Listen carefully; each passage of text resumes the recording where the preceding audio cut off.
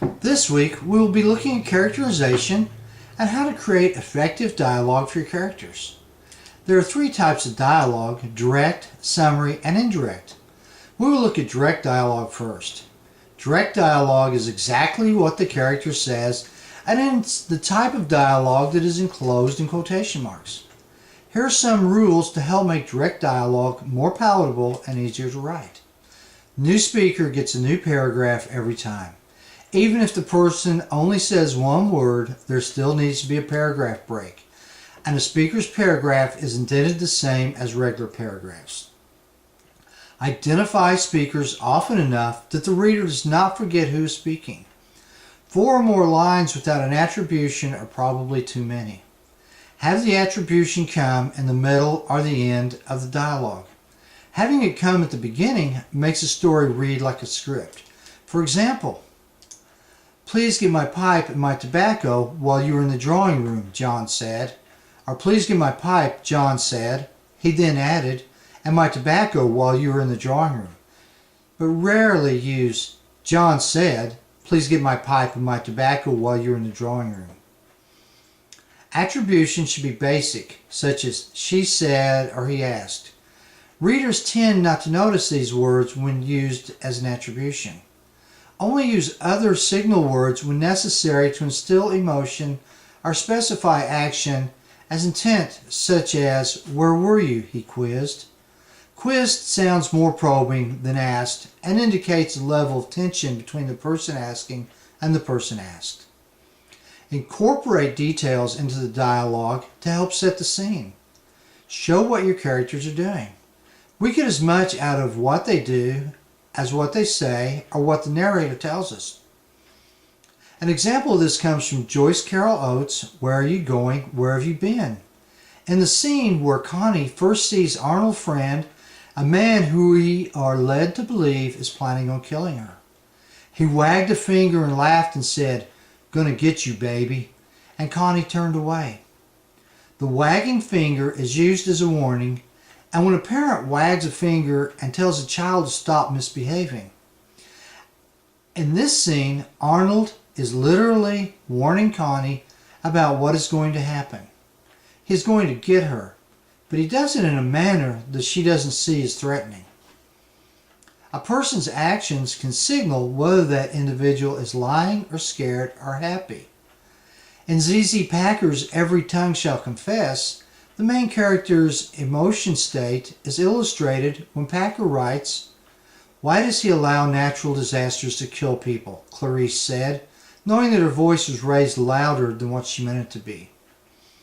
In this scene, Clarice is confronting Cleophas Sanders, a man she feels is disrespecting God, and the reference to her voice raising louder is showing that she is aware she's getting emotional and losing control. These are simple actions: a wagged finger, a raised voice. We don't need to get into great details to describe emotions. Have him lean over the rail and peer into the water as he replies. Have her twist a button as she asks a question. That type of thing. Build an environment that relates to the conversation the characters are having, and use their actions to help relate emotions and thought. Make the dialogue believable. People use sentence fragments and contractions when they speak, even PhDs. Most people do not speak using lengthy, compound, complex sentence structures. Listen to how people speak. Listen to your friends speak.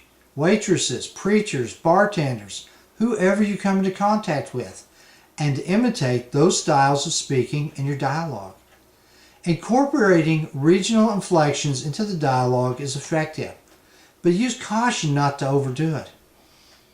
A hillbilly saying, "I'm going to the stream to go fishing," might be more believable if he says, "I'm going fishing down at the creek." But if he says, "I'll be gone fishing down at the creek," the reader will have trouble interpreting the lingo, even if it is an accurate representation. Readers shouldn't be asked to interpret language, and they won't put up with misspelled words. So far, we've been discussing direct dialogue, which is when the story tells us word for word what the character is saying. However, as Burroway and Stuckey French tells us, There are two other types of dialogue, summary and indirect.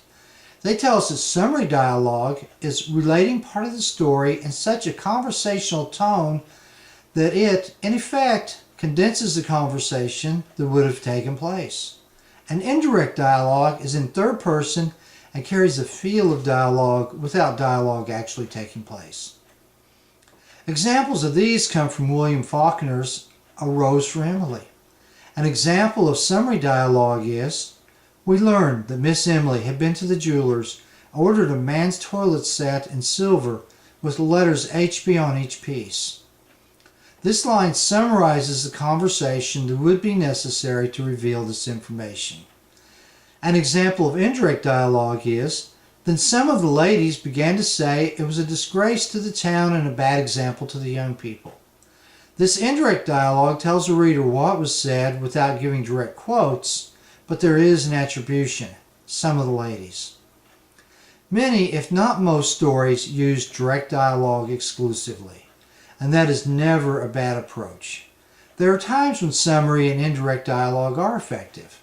As the author, you have to make the decision. Avoid the temptation to overuse summary and indirect dialogue. If you notice, these do not appear frequently in stories we read, and there is a good reason for this. Summary and indirect dialogue are telling, where direct dialogue is showing. Summary and indirect dialogue have the reader viewing the scene from a distance, while direct dialogue has the reader viewing the characters up close and personal because the reader is engaged with what the characters are saying and thinking. It is true that it is more difficult to write direct dialogue, but putting in the extra effort to write dialogue that actually sounds like people speaking will be richly rewarded by having created characters that are realistic and believable to the reader. Now go out there, listen to people speak, and write out some realistic dialogue for the characters in your story.